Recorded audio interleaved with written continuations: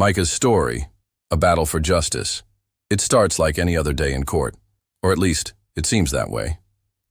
A young black teenager stands before a judge, accused of a crime he didn't commit. The evidence is flimsy. The defense barely gets a chance to speak. And the judge? He's already made up his mind.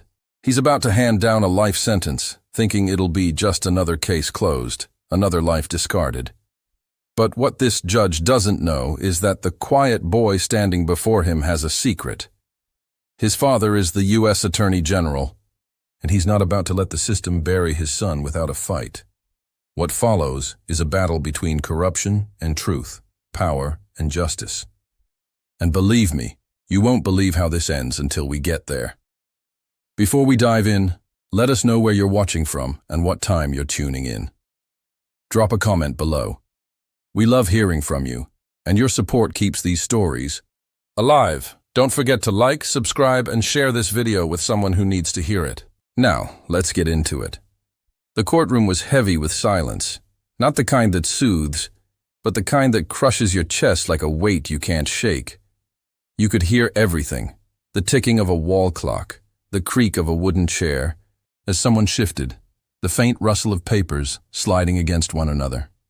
At the center of it all stood Micah Johnson, 17 years old, thin, quiet, shackled at the wrists, the cold steel of the handcuffs digging into his skin.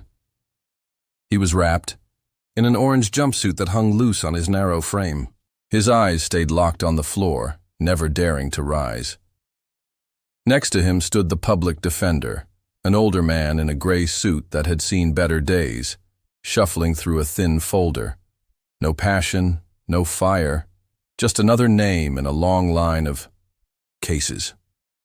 In the back of the room sat Ruth Johnson, Micah's mother, her hands clenched so tightly in her lap that her knuckles had turned white. The dark circles under her eyes told a story of their own. Nights without sleep, days spent calling every lawyer she could find, begging anyone to take her son's case. They either didn't answer or said it was too late, too expensive, too hopeless. Judge Henry Callaway didn't even glance up right away. He flipped casually through the papers in front of him, as if he were reviewing a grocery list rather than holding a young man's life in his hands. No jury, no cameras, just the players in a quiet tragedy unfolding behind closed doors. Then, without lifting his gaze, he spoke. In the case of the state of Mississippi versus Micah Johnson, this court finds the defendant guilty on all charges. No pause, no hesitation, no ounce of humanity in his voice. Sentencing came just as quickly, like he was reciting lines from a script. Life in prison without the possibility of parole. The words dropped into the silence like stones into deep water, sinking, dragging everything down with them. For a moment, the whole room seemed to stop breathing. Then came Ruth's voice, a gasp sharp enough to cut glass. No, please. He didn't do this. She tried to stand, her knees trembling beneath her, but the weight of it all was too much. Her legs gave out, and she collapsed to the cold marble floor with a hollow thud. Her hands slapped out, elbows scraping against the polished surface, as a sob tore from her throat, raw, aching, filled with the kind of grief only a mother can know, and no one moved. Not the guards, standing rigid by the walls, not the bailiff, who stared straight ahead, not even the public defender, whose eyes stayed fixed on his folder, as though the words on the page mattered more than the boy standing beside him. Judge Callaway didn't even flinch, didn't so much as glance toward the woman weeping at his feet. For him, it was done. Another case closed. Another Maines. Another name scratched off the docket. But Micah, he didn't move either. He stood still, shoulders squared, head bowed. No tears, no fight, just quiet. In his hands, clutched tightly between the cuffs, was a folded piece of paper, the edges worn soft from handling, a sketch, charcoal on paper, a drawing of his mother sitting beneath the glow of a lamp in their small living room, reading a dog-eared paperback. He had drawn it the night before his arrest, when life still felt like something that belonged to him. Now, it was crumpled between his fingers, smudged and torn. But he held on to it like it was the only piece of himself he had left. The bailiff stepped forward, his voice brisk, detached. "Let's go." Micah didn't resist, didn't protest. He turned, slow and deliberate, walking toward the side door. His feet dragged a little, the weight of the chains around his ankles forcing him to shuffle. Halfway across the room, he risked a glance back over his shoulder, and what he saw broke him in ways that couldn't be measured. His mother, still on the floor, hands stretched toward him, as if reaching might pull him back. Her lips moved in a silent prayer, or maybe she was just trying to catch her breath, trying to hold on to something as everything slipped away. And then the door shut behind him with a solid, echoing click. Just like that, the room moved on. The next case was called. Another name. Another life. Micah wasn't just sentenced that day. He was erased. Erased from the future he'd imagined. Erased from the dreams his mother had fought so hard to keep alive. And as the courtroom turned its focus to the next defendant, the walls seemed to close tighter, the air heavier. Micah Johnson, a 17-year-old boy with a sketchbook full of hope, was reduced to a number, a sentence, a statistic, and no one even blinked. But this is where the story begins. Before the orange jumpsuit, before the shackles, before the cold, merciless courtroom that carved the heart right out of his mother, Micah Johnson was just a kid. 17 years old, quiet by nature, but full of something bigger than words. He was the kind of young man who noticed the small things, the soft curve of a cloud just before sunset, the way the cracked sidewalk caught the morning light, the crinkle at the corner of his mother's eyes when she laughed. Micah didn't need to talk much. His world was sketched in pencil, shaded in charcoal, captured in quiet observation. While other kids played ball or blasted music from their phones, Micah walked the streets of Gulfport, Mississippi, his sketchbook always tucked. Under one arm, his mind filled with the shapes of faces, the angles of buildings, the flicker of life all around him. His mother, Ruth, worked 2 jobs to keep them afloat, a nursing assistant during the day and a cleaner at night. Their apartment was small, a second-floor walk-up off Jefferson Avenue. 1 bedroom, 1 sagging couch, a tiny kitchen that smelled like lemon-scented cleaner and the fried catfish Ruth made every Friday night. But it was home, and for Micah it was enough. He didn't have much, didn't wear the latest sneakers, didn't carry the newest phone. But what he did have was talent, raw, undeniable talent. He'd been drawing since he could hold a pencil, filling every scrap of paper he could find. At first it was just doodles, cartoon animals, superhero logos. But as he grew, so did his skill. His lines became sharper, his shading deeper, his eye for detail uncanny. In school, Micah kept to himself. He wasn't the kid cracking jokes in the back row or racing down the hallways between classes. He was the one at the corner table in the cafeteria, head down, pencil moving, capturing the world around him with every stroke.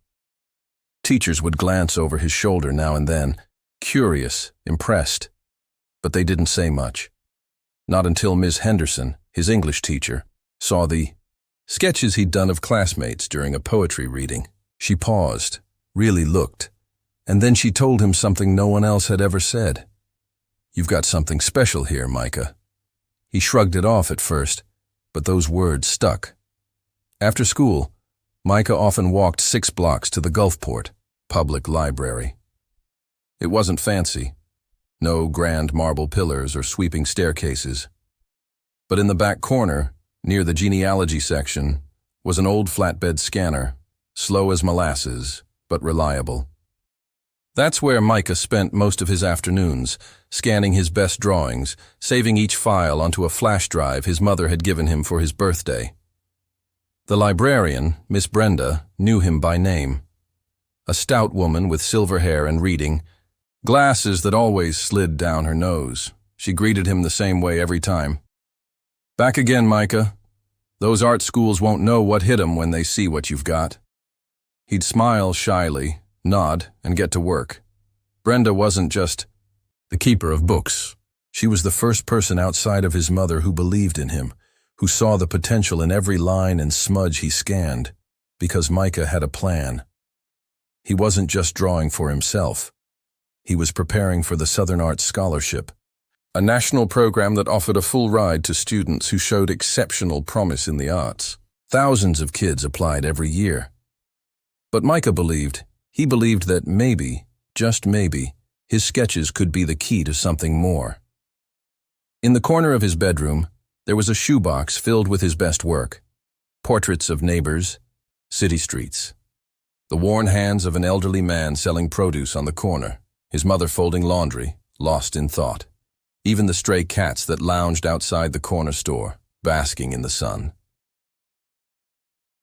One evening, just a few weeks before everything fell apart, Micah came home with a small bag from the local market. Inside was a loaf of bread, a can of beans, and a plastic container of strawberries, Ruth's favorite. He always picked some up when he had a little extra change from the allowance his mother scraped together.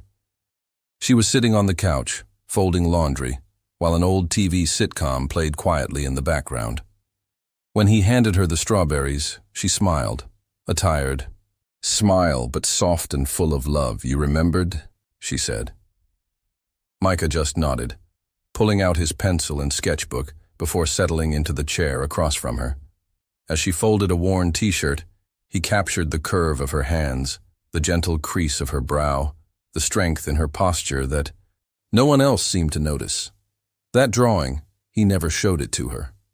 Not then. He tucked it into his scholarship folder, labeling it under a section he called Home. It was meant to be his final piece, the one that tied everything together. Micah didn't ask for much. He wasn't looking for fame. He wasn't chasing fortune. He just wanted a chance to be seen, really seen, for the world to notice what he carried inside, the way he saw things that others overlooked. And when the scholarship recommendation letter came from Ms. Henderson, Micah didn't tell anyone right away. He slipped it into the inside cover of his sketchbook, feeling its weight like a secret hope pressed close to his chest. That walk home, his steps were slow, deliberate, as if he were carrying something fragile, something sacred. This was who Micah Johnson was. Not the kid they painted him out to be in that courtroom. Not a criminal, not a case file. He was a son, an artist, a boy with a dream. And that's what makes what happened next so hard to accept. Because when you know the heart of a boy like Micah, when you've seen the world through his eyes, traced the lines of his sketches, you know what they took from him was more than just freedom. They stole his voice, but they couldn't take away the story. And the story, this story, is just beginning. It happened on a Wednesday, late afternoon, the kind of day where the Mississippi sun hangs low and warm on your shoulders, and for a moment, you forget the world can turn cruel.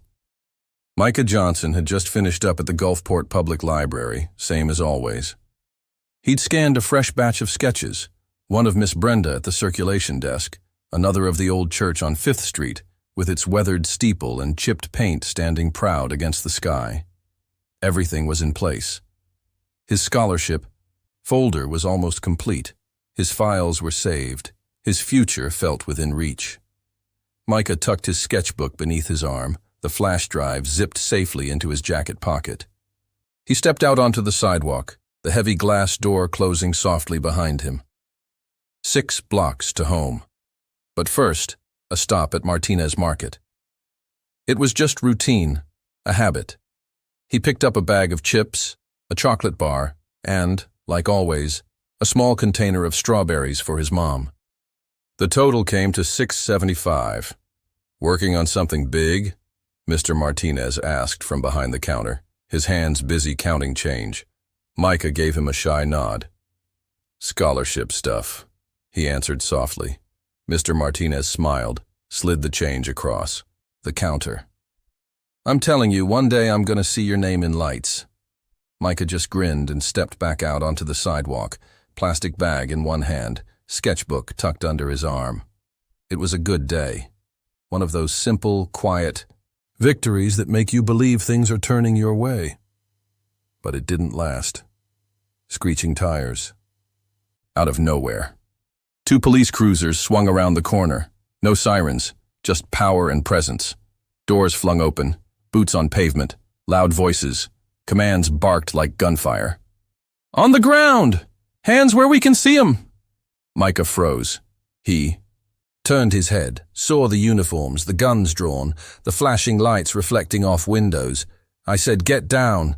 Another voice, louder, harsher. And before Micah could even process what was happening, rough hands grabbed at his arms, yanked him backward. His bag dropped, the strawberries spilling across the sidewalk, red juice streaking like blood. His sketchbook fell, pages scattering, sketches fluttering in the breeze, graphite smudging beneath boots. He hit the concrete face first, the breath knocked clean out of his lungs. His cheek burned against the rough pavement as cold steel bit into his wrists. One officer knelt beside him, pressing a knee into his back, patting him down with hands that showed no mercy. "Young black male, blue hoodie, matches the description." That's all they said. Like it explained everything. Micah opened his mouth, wanted to speak, to tell them about the library, about Miss Brenda, about the flash drive in his pocket filled with his dreams. But his mother's voice echoed in his head, soft, but firm. "If they ever stop you, baby, don't argue, don't run, don't even move. Stay still, stay alive." So Micah stayed still, the concrete scraping his cheek, his heart pounding so hard it drowned out the shouts. They didn't ask for his name. They didn't ask for ID. They didn't check his bag. They didn't look at the scattered sketches, or the crushed strawberries bleeding red into the curb. "We've got a robbery on 12th and Jackson. Witness says suspect ran south in a blue hoodie." That was all they needed. One officer glanced at the other. "Fits the bill," Micah tried again, voice shaking. "I was at the library." "Save it for downtown," the officer snapped. They hauled him up roughly, the cuffs biting tighter as they forced him toward the cruiser. One hand shoved his head down as they stuffed him into the back seat. The door slammed shut, sealing him away from the world he knew. And through the glass, Micah caught one last glimpse of his sketchbook lying there on the sidewalk, pages flipping softly in the breeze. His mother's portrait, torn down the center. It was the last thing he saw before the car pulled away. He wasn't running, he wasn't hiding, he wasn't guilty. But none of that mattered, because to them, he was just a body that fit the story they'd already written in their minds. Micah sat in the back of that cruiser, the weight of the cuffs cutting into his wrists, the taste of fear bitter in his throat. He stared at the reflections in the window, lights flashing red and blue, blending into the fading light of the afternoon. How fast it all happened. How fragile everything felt. 1 minute, you're planning for a future. The next, you're treated like a criminal for simply being. And here's the truth that cuts the deepest. It didn't matter that Micah was innocent. It didn't matter that he'd spent his afternoon scanning art at the library, that Miss Brenda could vouch for him, that the footage was probably still there on the security cameras. None of that mattered in that moment. What mattered was the color of his skin, the hoodie he wore, the story they decided to tell before they even knew his name. They didn't want the truth. They just wanted a suspect, someone to wrap up the report, someone to blame. And Micah looked like the ending they'd already written. But this wasn't the end. No, not yet. Because the truth has a way of clawing its way back. And Micah Johnson's story, his real story, was just getting started. When they brought Micah Johnson into that courtroom for the first time, it wasn't the grand halls you see on television. No high ceilings, no dramatic rows of jurors, just 4 walls with peeling paint in the corners and a row of tired, overworked people shuffling papers, waiting for the next name on the docket. The flickering fluorescent lights buzzed faintly. Overhead, the kind of sound you only notice when everything else feels dead quiet. Micah sat at the defendant's table, hands still cuffed in front of him. They didn't even bother taking them off. His wrists were red and raw where the steel had bitten into his skin. His clothes, they weren't his own. A loaner suit from the detention center, too big in the shoulders, sleeves dangling past his fingertips, pants pooling awkwardly at his ankles, like a boy dressing up in a costume that didn't fit. And sitting beside him, flipping through a slim folder, was Dale Morris, his public defender. Older, with gray hair thinning at the top, glasses sliding down his nose, and the look of a man who'd stopped believing in the system a long time. Ego. His suit jacket was rumpled, tie loosened, and his eyes scanned the paperwork like it was just another job, another box to check. Micah had met Dale only minutes before the hearing. No introductions, no warmth, just a quick glance over the file and a tired sigh. "Anything you want to say before we go in?" Dale asked, barely looking up. Micah's voice came out small but steady. "I was at the library. Miss Brenda saw me. They've got cameras. You can check." Dale nodded once, more out of habit than understanding. "We'll see what we can do." He closed the folder, stood up, and motioned for Micah to follow. The courtroom wasn't packed. No jury, just a few clerks tapping quietly at their keyboards, a sleepy-looking bailiff leaning against the back wall, and Judge Henry Callaway sitting on the bench, the same judge who'd carved Micah's future into stone before even hearing his voice. He didn't look up right away. Didn't acknowledge Micah or his mother, Ruth, sitting alone on the bench behind him, hands shaking so hard she had to clasp them together just to keep still. The proceedings began fast, too fast. It felt like they were racing toward the finish, line before the race even started. "Docket number 4, Citon 97C, the clerk called out, her voice flat, emotionless.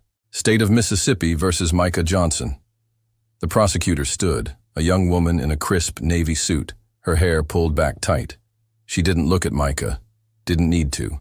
She had her papers, her exhibits. She laid out the case in less than 3 minutes. 3 minutes that would decide the rest of Micah's life. A blurry still frame from a convenience store security camera. A dark figure, hood pulled up, caught mid-motion near the cash register. Not a face, not a clear identity. Just the shape of someone, anyone.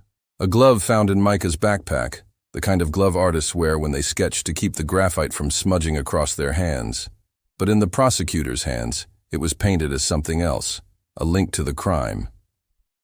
The partial print on the glove, she said, matched a fingerprint found at the robbery scene. That was it. That was their evidence. No eyewitness, no recovered money. Just a blurry photo, a glove, and a narrative. Dale Morris stood when prompted, clearing his throat, as if he wasn't sure what to say. His words stumbled out, lacking energy, lacking fight. "My client is a high school student. No prior record. He was at the public library at the time of the alleged incident." The judge leaned forward slightly, eyes narrowing. "Do you have any witnesses?" Dale shifted uncomfortably. "No, Your Honor. We haven't been able to contact the librarian." Micah's heart dropped. He knew Miss Brenda would vouch for him, if someone had just picked up the phone. But no one had. And that was when Micah did the unthinkable. He spoke. "Please, I wasn't there. Ask Miss Brenda. The cameras." The prosecutor cut him off, voice sharp as a blade. "This isn't debate club, Mr. Johnson. You're not here to testify." Micah sat back, the words dying in his throat. Judge Callaway didn't acknowledge the exchange, didn't ask about the librarian, didn't request the footage. His gaze barely flicked to Micah, as though he were already gone, already guilty. At the clerk's desk, Elena Ramirez typed steadily. She'd worked under Judge Callaway for 4 years. She knew how his courtroom ran. Fast, final, no room for questions, no space for doubt. But as she typed, something twisted in her gut. She remembered seeing the case file the day before, remembered the surveillance footage from the library that showed Micah walking out at the exact time the robbery supposedly happened. Remembered the report that said the store camera had glitched, the timestamp unreliable. But now, those papers were gone. Missing, replaced by a thinner file, Her fingers hesitated over the keys, but she didn't speak. Not yet. The judge leaned back, hands clasped together. This court finds the evidence sufficient for trial. Bail is denied. His gavel came down hard, the sound echoing like a gunshot. Through the hollow room, Micah turned slightly, searching for his mother's eyes. He found them, red-rimmed, wide with fear. Her lips moved, but no sound came out. The bailiff was already pulling Micah toward the side door. Judge Callaway never once looked at him. It wasn't a trial, not really. It was a machine, a process, a decision made long before Micah ever stepped foot into that room. And the system wasn't interested in the truth. The system had already chosen to stop listening. 3 weeks. That's how long Micah Johnson had been sitting inside that juvenile detention center. 3 weeks of gray walls, flickering overhead lights that never really turned off, and time that didn't feel like it moved at all. It just stretched, dragged like a slow drip from a faucet you can't fix. He didn't sleep much anymore. The nights blended into the days. Meals came and went like clockwork, but the food had no taste, and the walls never changed. And in all that time, he hadn't talked to his mother. Couldn't. Collect calls were expensive, and Ruth couldn't afford the fees. Every time he thought about her sitting alone in their apartment, trying to find a way to fix this, it made the weight in his chest press down harder. But there was one thing Micah held on to. A number. 10 digits, burned into his memory since he was a little boy. His mother had made him memorize it back when he was just 10 years old, just in case. The number for his father? A man Micah hadn't spoken to in years. Jeremiah Walker, the U.S. Attorney General, one of the most powerful men in the country. His face was on TV, his speeches about justice and equality broadcast across the nation. But to Micah, Jeremiah was just a ghost. A man who'd sent birthday cards when Micah was younger, the kind with printed signatures and no real message. The calls stopped after a while. The visits never came. He wasn't there for Micah's first art show. Wasn't there when Ruth worked double shifts to keep the lights on. But now, sitting on the edge of a narrow bunk in that detention cell, Micah realized there was no one else to call. So, during phone hour, just 1 hour a day, one chance to reach the outside world. A guard tapped Micah on the shoulder. "You get one call," the man said. "Make it quick." Micah stood, his hands heavy, his fingers tingling from holding pencils too tightly for too long. He walked to the phone, picked up the receiver, and punched in those 10 numbers, one by one. The line rang. Far away in Washington, D.C., Jeremiah Walker stood at a podium. Cameras flashed. Reporters leaned forward, hanging on to every word. Another press conference, another day talking about reforms and initiatives. His speech rolled smoothly. "Our department remains committed to the principles of justice and equity." And then his phone buzzed. Jeremiah ignored it, buzzed again. He shifted slightly, trying to push the distraction away, but something about it made him pause. The number on the screen, it wasn't familiar, but there was something about the area code. "Mississippi." He lifted a hand. "Excuse me," he said, stepping away from the podium, leaving the cameras behind. The reporters murmured, craning their necks as he disappeared into the hallway, the heavy doors closing softly behind him. The corridor was quiet, just the low hum of air vents and the distant shuffle of feet. He answered, "This is Jeremiah Walker." "Who is this?" For a moment there was only silence, and then a voice, low, unsteady, but familiar. "It's me, Micah, your son." Jeremiah froze. It had been so long since he'd heard that voice.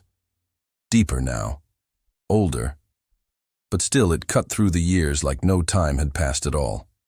Micah swallowed hard on the didn't other end of the line. "I need help."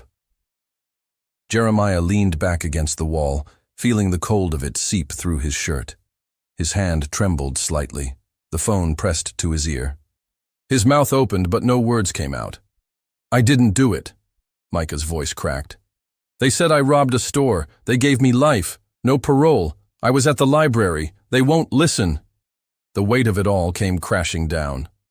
Jeremiah felt the breath leave his lungs, the noise of the world outside fading to a dull hum. The son he'd left behind, the boy he'd watched from a distance, now caged and broken by the very system Jeremiah had spent his career defending. "Where are you?" Jeremiah finally managed. "Fulton County, juvenile lockup." There was a long pause. Jeremiah could feel the walls closing in. "I'll fix this," he whispered. But even as he said the words, they felt hollow, because deep down, he knew it wasn't just about fixing one case. It wasn't just about pulling a few strings, making a few calls. No, what had happened to Micah wasn't an accident. It was the symptom of something deeper, something rotten that ran through the veins of the justice system he'd dedicated his life to. After the call ended, Jeremiah sat in his office alone, the blinds drawn, the lights low. His suit jacket lay, draped over the back of his chair. His tie hung loose around his neck. In front of him sat a stack of policy reports, drafts of speeches, bold headlines like "Justice Reimagined" printed across the top. But none of it meant anything now. Because no matter how many times he spoke about reform, about fairness, about equity, none of it had protected his own son. Micah was sitting in a concrete cell, sentenced to spend the rest of his life there. And Jeremiah hadn't even known. He opened his laptop, fingers shaking as he typed, "Micah Johnson, Case 5894J, Fulton County." The documents loaded slowly, line by line. He scrolled through the evidence, his jaw tightening with every page. A blurry photo. A glove with a partial fingerprint. That was it. His heart pounded as he dug deeper. Traffic cam footage, metadata altered. The shadows in the image didn't match the son's position that day. License plates too crisp, too perfect. It was a doctored image. He forwarded it to his cybersecurity advisor. Next, the forensic report. The glove print was inconclusive in the initial lab notes, but in the final version, probable match. He pulled up Judge Callaway's record, and that's when the picture came into focus. Dozens of juvenile cases, almost all young black males. Average trial time, less than 2 days. Defense objections overruled again and again.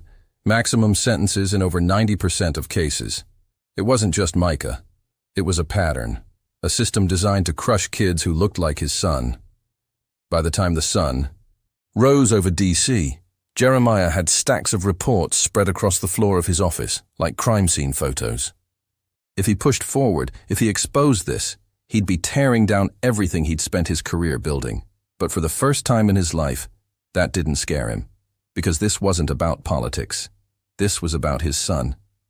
And Jeremiah Walker wasn't going to look away anymore. Jeremiah Walker didn't sleep that night. Not a minute.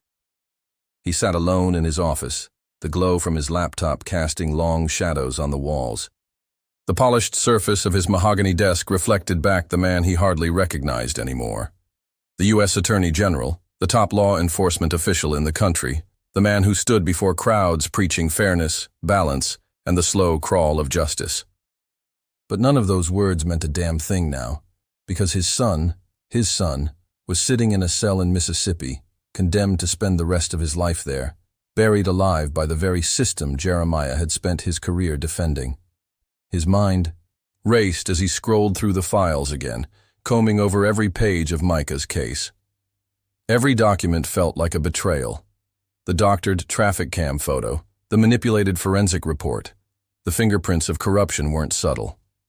They were blatant, careless even. Like no one thought anyone would ever care enough to look this closely. But Jeremiah cared now, and as the hours crept by, his anger grew. Not just at the judge or the prosecutor or the officers who'd arrested Micah without cause, but at himself, at the system he had helped build, the system he had believed in. He pulled up Judge Henry Callaway's sentencing history again. The numbers painted a damning picture, case after case, Young black boys funneled through his courtroom like cattle to slaughter. Maximum sentences handed down like clockwork. Defense objections silenced. Evidence dismissed without review. And it wasn't just Judge Callaway.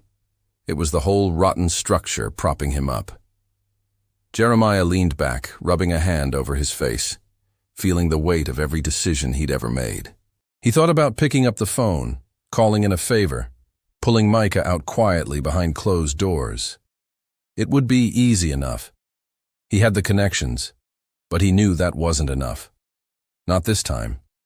Because for every Micah there were 100 others, boys just like him, crushed beneath the gears of this machine, forgotten, silenced, and Jeremiah couldn't live with that anymore. By dawn, the decision was made. He wasn't going to fix this from the outside. He was going to tear the whole thing down. The next call he made was to an old mentor, Professor Charles Matthews, retired now, living quietly in North Carolina. But Matthews had been the one who'd taught Jeremiah everything about tort law, constitutional ethics, and the power of standing up for what's right. More importantly, Matthews had never bought into politics, never sold out. Jeremiah's voice cracked a little when Matthews picked up. "I need your help." They met that afternoon in a small cafe near the DOJ building. Jeremiah sat across from Matthews, his coffee untouched, his hands restless on the table. "I have to ask you something," Jeremiah began, his voice low. "And I need you to be honest with me." Matthews leaned in, eyes sharp as ever. "Go ahead." "If it were your son," Jeremiah said slowly, "and you knew the system failed him, what would you do?" Matthews didn't hesitate, didn't blink. "I'd remember why I became a lawyer in the first place," he said. "And I'd burn the whole damn thing down if I had to." The words hit Jeremiah like a jolt to the chest. He nodded slowly, the path before him clearer than ever. That night, long after the DOJ's corridors had emptied, Jeremiah returned. No cameras, no press staff, just purpose. The building felt different in the dark, hollow, quiet, waiting. He gathered 4 junior attorneys, hand-picked, the kind of people who still believed the law could mean something, who hadn't yet been. Hardened by cynicism, Sarah Chen, tech law, brilliant with digital forensics, always asking the hard questions. Marcus Wright, criminal defense, a firebrand, never afraid to rattle cages. Tanya Lewis, civil rights litigation, relentless, with a mind like a steel trap. Jamal Thomas, federal procedure, precise, disciplined, the kind of lawyer who read every footnote twice. They met in a corner conference room, blinds drawn, phones powered off. Jeremiah stood at the head of the table, his gaze steady, his voice even. "You don't speak of this outside this room," he told them. "You report only to me. We're opening an investigation into Judge Henry Callaway, and every case he's touched in the last 10 years. Sarah leaned forward, brows furrowed. "On what grounds? Corruption, suppressed evidence, judicial misconduct?" Jeremiah answered. "You'll see it all." He handed them each a flash drive, unmarked except for colored stickers. They plugged in, files loading slowly, the weight of the task settling over the room. "Start with Micah Johnson," Jeremiah said, his voice thick with emotion. "But don't stop there." For a moment, the room was silent. Then, one by one, they nodded. They understood. This wasn't just about saving one boy. It was about confronting a system that had gone unchecked for far too long. As they began their work, Jeremiah stood back, watching them dive into the files, watching them pull apart the threads of the lies that had trapped his son and so many others. He knew the risks. If word got out, it wouldn't just be his career on the line. It would be everything. His reputation, his reforms, his future. But none of that mattered now. Because justice, real justice, wasn't supposed to be convenient. It wasn't supposed to be easy. It was supposed to mean something. And for the first time in a long time, Jeremiah Walker felt like he was finally standing on the right side of it. This was the beginning of a fight that would shake the very foundations of the system he'd helped build. And he was ready. For 5 years, Tanya Lewis had lived by one rule. Keep your head down. Don't ask questions. Don't make waves. Just do your job. She was a court clerk, not a judge, not a lawyer, just someone behind a desk typing up the official record, moving cases along like the quiet hum of a machine that never stopped. And under Judge Henry Callaway, that was the safest way to survive. She'd seen things, of course.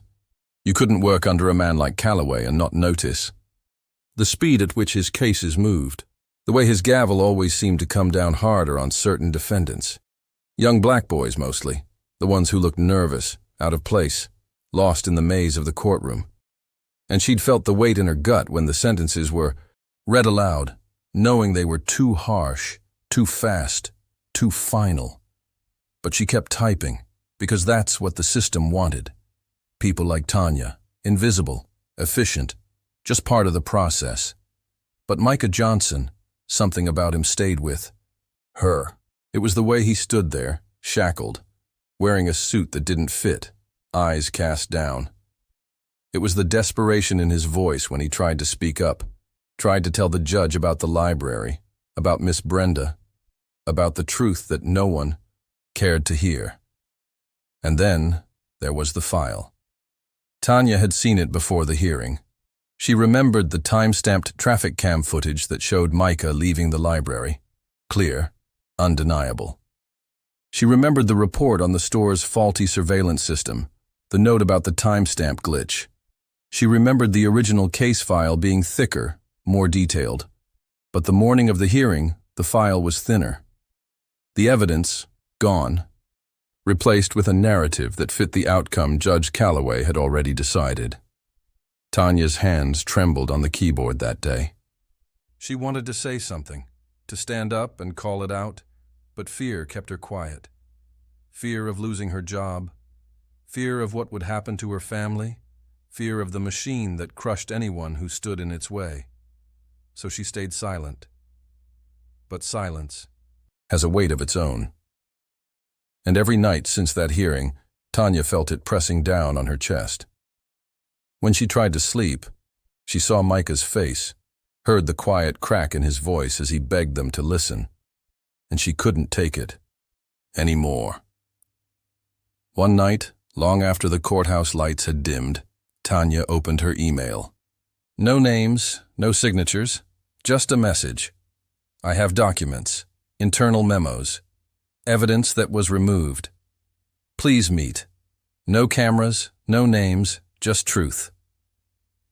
Her finger hovered over the send button, doubt gnawing at her.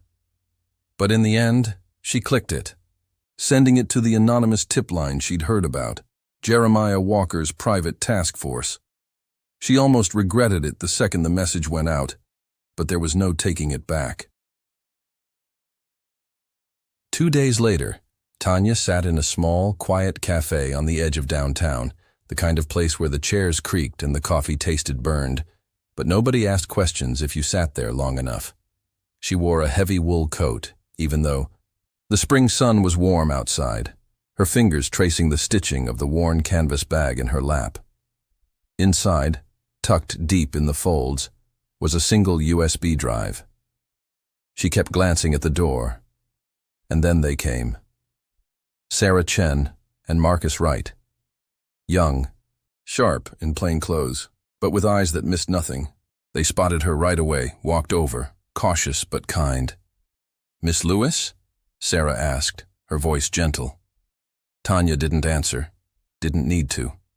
She just reached into her bag and slid the USB drive across the table. "Everything's on there," she whispered. "The original traffic footage, memos, internal notes. Watch the timestamps." Sarah took the drive, slipping it into her jacket without breaking eye contact. Tanya's voice shook, but she kept going. Judge Callaway pulled Micah's case the morning before it was reassigned. Broke protocol, no review board, no oversight. Marcus frowned. Why would he do that? Tanya hesitated, glanced over, her shoulder lowering her voice. Because his nephew, Jason Callaway, is the director at the Fulton County Juvenile Detention Center, the same facility Micah was sent to. Marcus's jaw clenched. That wasn't disclosed in court. It was buried, Tanya said. Like everything else.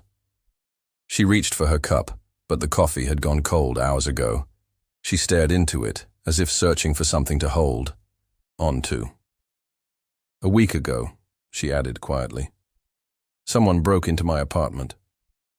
Marcus and Sarah exchanged a quick glance.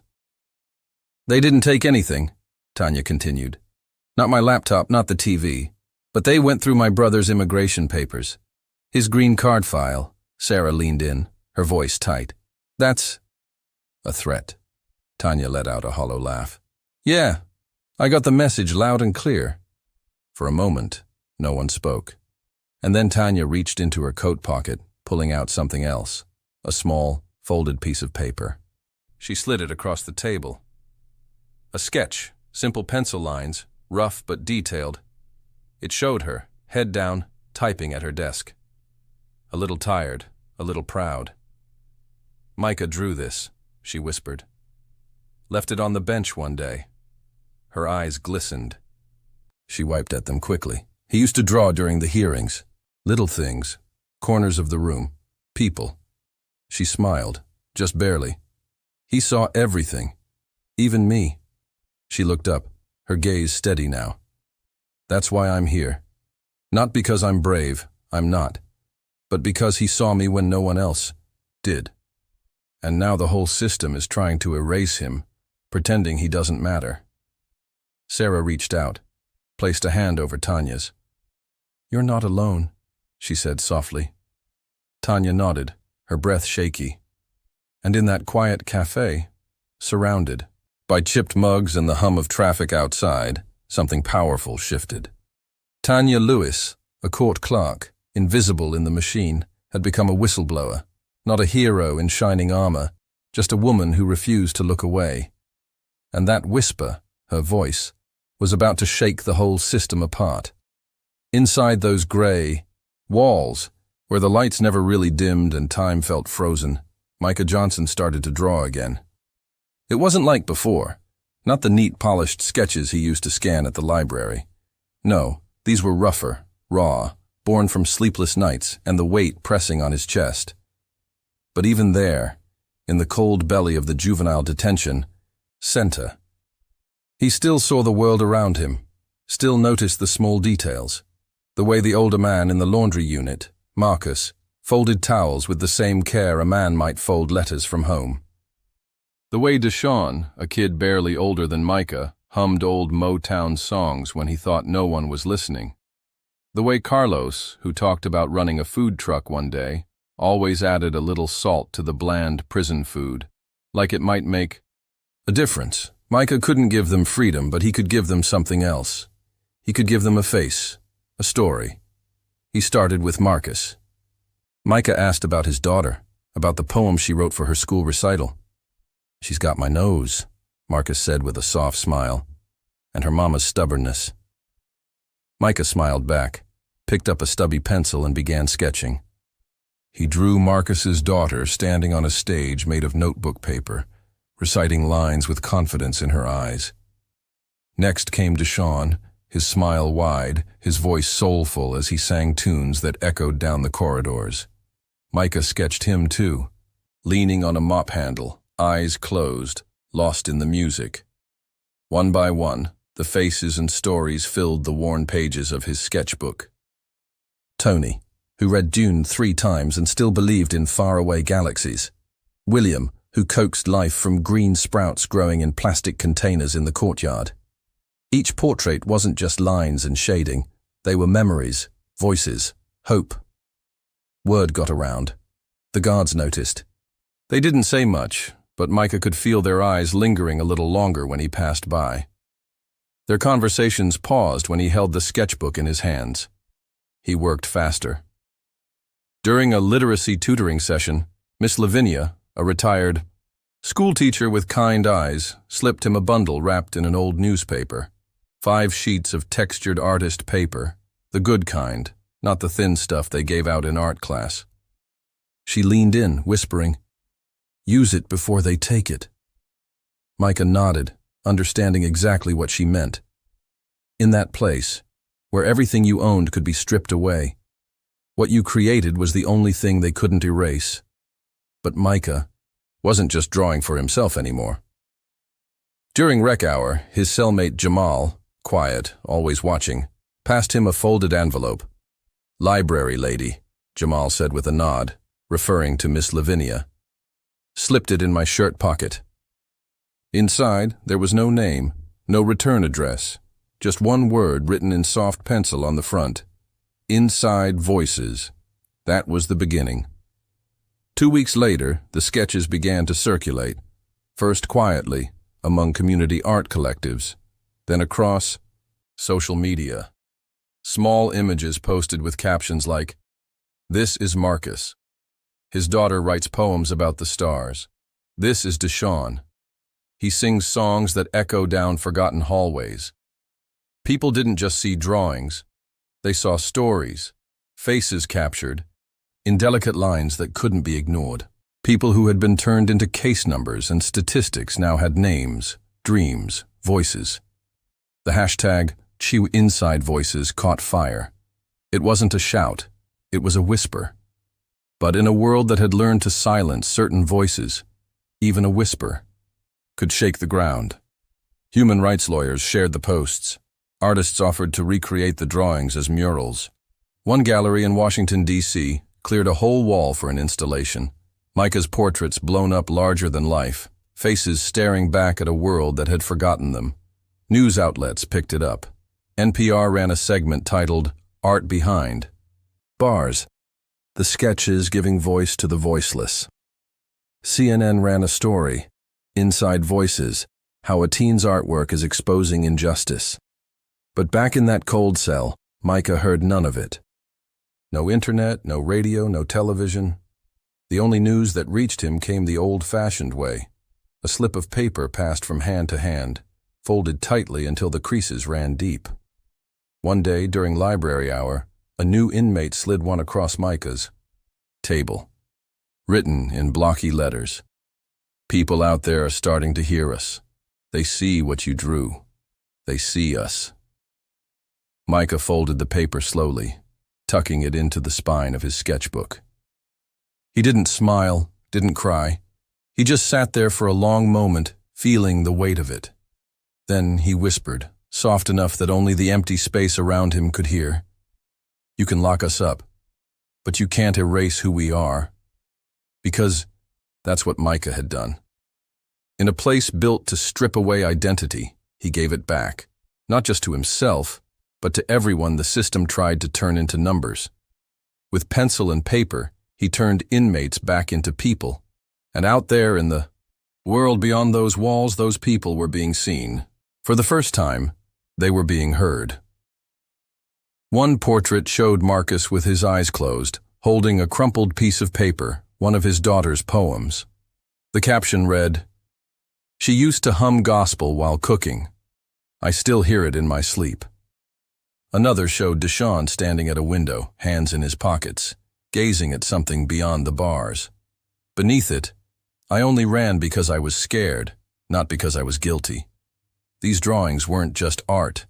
They were testimonies, declarations, proof that inside those walls there were voices the system couldn't silence.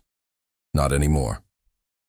And as dark inside voices spread, as murals appeared on walls, as news anchors spoke of Micah's sketches with reverence, something undeniable began to take shape. This wasn't just about Micah Johnson anymore. It was about every story the courts had tried to erase, every face the system had turned away from, every voice that refused to be silenced. And out there, the world was finally listening. The ripples turned into waves. What began as quiet sketches inside the cold walls of a detention center had broken through, reaching the streets of Washington, D.C. and beyond. Inside, Voices was no longer just a hashtag. It was a movement. Jeremiah Walker sat at his desk, watching the headlines flood in. Federal judge under investigation for corruption. Teens' artwork exposes systemic bias in juvenile justice. Voices from the inside demand to be heard. But even as the country's eyes turned toward the courtroom, Jeremiah knew this fight wasn't over. He scrolled through images online. Micah's portraits projected onto buildings, splashed across banners carried by protesters. The stories behind the sketches burned into the hearts of strangers. In Jackson, Mississippi, a mural stretched across an entire city block. Marcus, holding his daughter's poem close to his chest. Deshawn, gazing out through a barred window. William, coaxing life from small green sprouts, hope blooming in a place meant to crush it. And alongside those faces, the words, "Erase the corruption, not our kids." The movement had grown beyond anything Jeremiah could have imagined. But still, he sat at the center of it, the documents spread across his office like battle plans.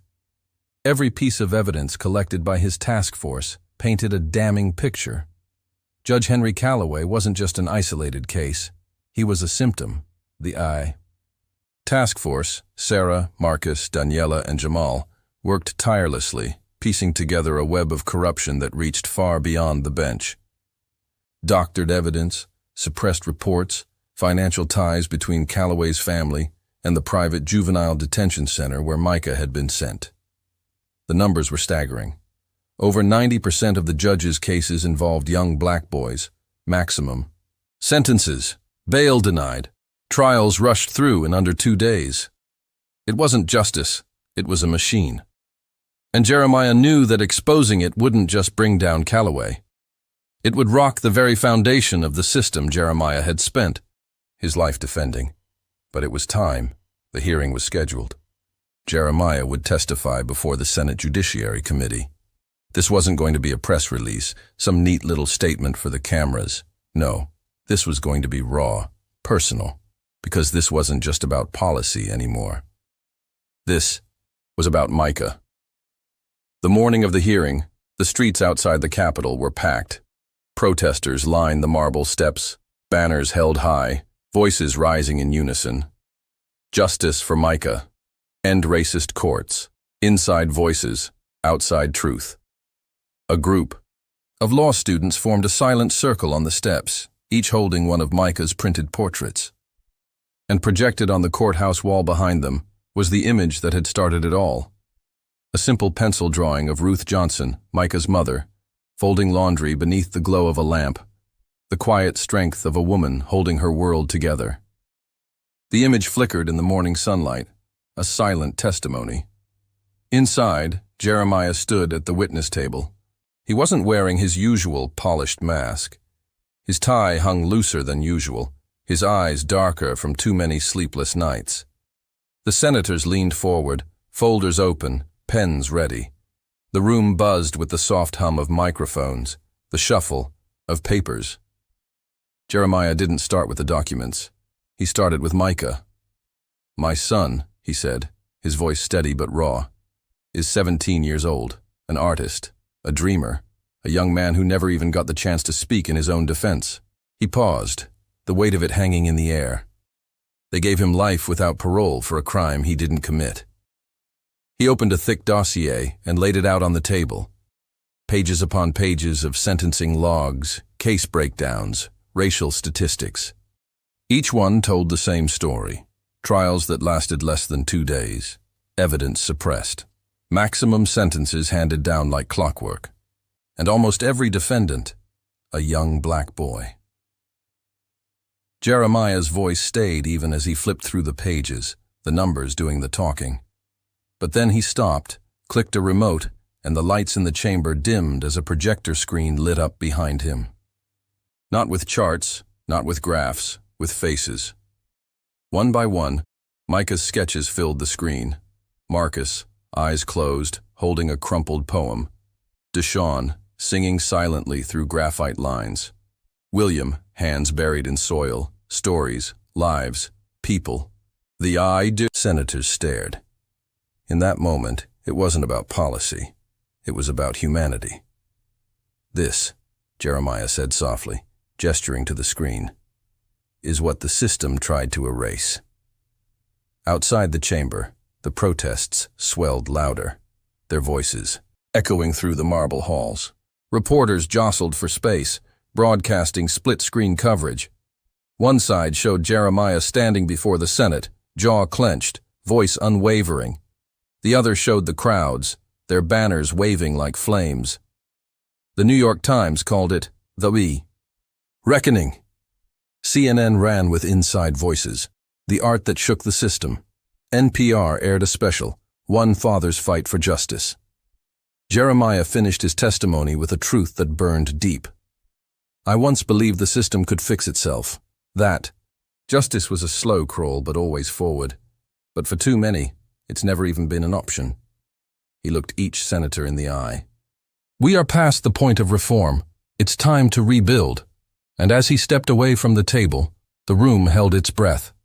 Out on the Capitol steps, the crowd erupted, not in chaos, but in unity. The chant rose, strong and steady. Justice for Micah. End racist courts. We see you now. For the first time, this wasn't about one boy. It was about every name no one had spoken, every face the courts had turned away from. And the nation was finally listening. The courtroom felt different this time. No peeling paint, no flickering lights casting harsh shadows. Instead, golden morning sunlight poured in through tall, arched windows, casting a soft glow on the polished wood and quiet rows of observers. This wasn't the same place where Micah Johnson's life had been stolen from him weeks ago. This was a federal appeals court, and here, for the first time, they were ready to listen. At the front of the room sat Judge Marisol Delgado. Her presence was calm, but commanding. She wasn't the kind of judge who looked through people, who turned human lives into case files. No, she had once been on the other side of this system, defending those the courts forgot. She knew the stakes, and as she adjusted her glasses, glancing across the room, you could feel it. This wasn't going to be like the last time. The hearing began. At the defense table, Micah Johnson sat between his team of civil rights attorneys. He wore a navy blue blazer that fit properly this time. His wrists were free, his back straight. Behind him, his mother, Ruth Johnson, sat quietly, hands folded. In her lap, a tissue clutched tightly between her fingers. And beside her, his father, Jeremiah Walker, the U.S. Attorney General, now just a man, a father, fighting for his son. The prosecution started with the same worn arguments. Fingerprints, a blurry photo. But this time, the courtroom wasn't nodding along. This time, they were watching every word, every piece of so-called evidence. And one by one, Micah's defense team unraveled it all. The traffic cam footage, doctored. The shadows in the photo didn't match the time of day. The license plates, too perfect. Tampered metadata exposed it as a fake. The glove, a common artist's glove, the partial fingerprint inconclusive, as it had originally been labeled before someone tightened the language. And then came the connection they couldn't ignore. Judge Henry Callaway's nephew, managing the very juvenile detention center where Micah was sent.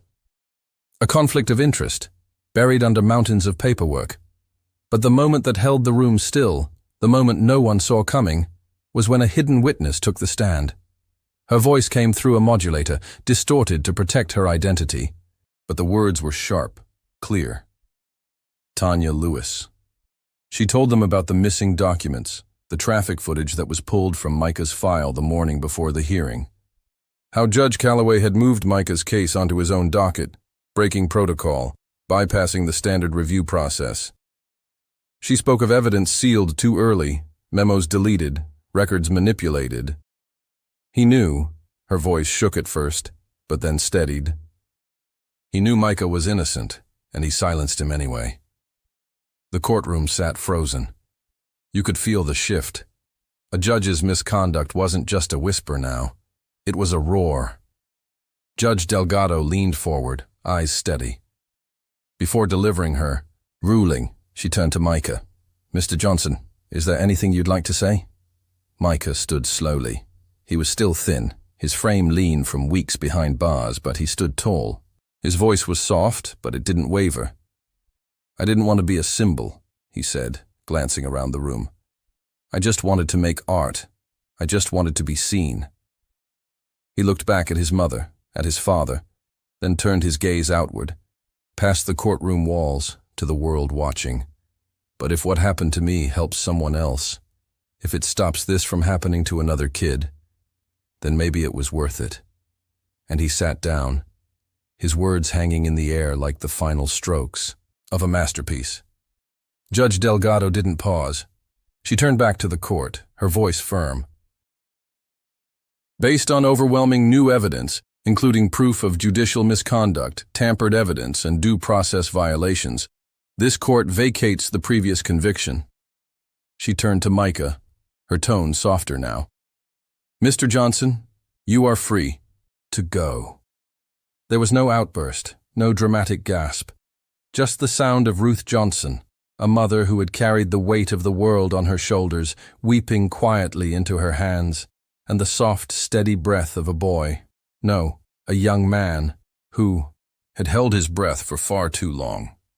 Micah closed his eyes, the tension leaving his body for the first time in what felt like forever. His father placed a hand on his shoulder, firm, steady, as if anchoring them both in that moment. Outside, the world was watching. The story had spread far beyond the courtroom, far beyond Mississippi, from D.C. to Chicago, from Los Angeles to Atlanta. Murals of Micah's sketches colored city walls. People carried his portraits at rallies, chanted his name alongside others erased by the system. And Micah, he went home.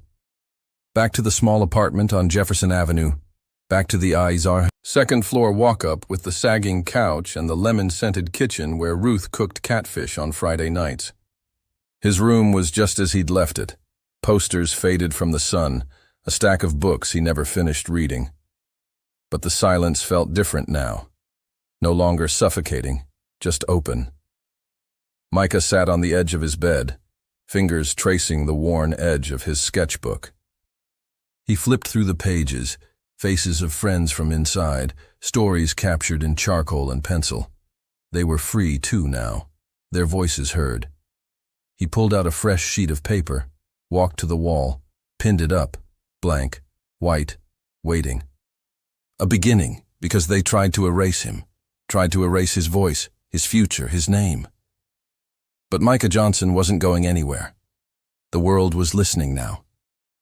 And Micah, he was just getting started. There's something powerful we can all take from Micah's story.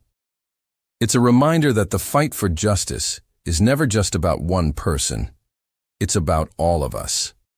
Even when the system fails and voices are silenced, truth finds a way to rise. Micah's drawings, his quiet, determined spirit, spoke louder than any courtroom argument. And it shows us that sometimes the smallest acts, picking up a pencil, sharing a story, can ignite the biggest change. For those of us watching, especially in our later years, this story reminds us that standing up for what's right has no age limit. We've lived long enough to recognize when something's broken, and we hold the strength and wisdom to help fix it.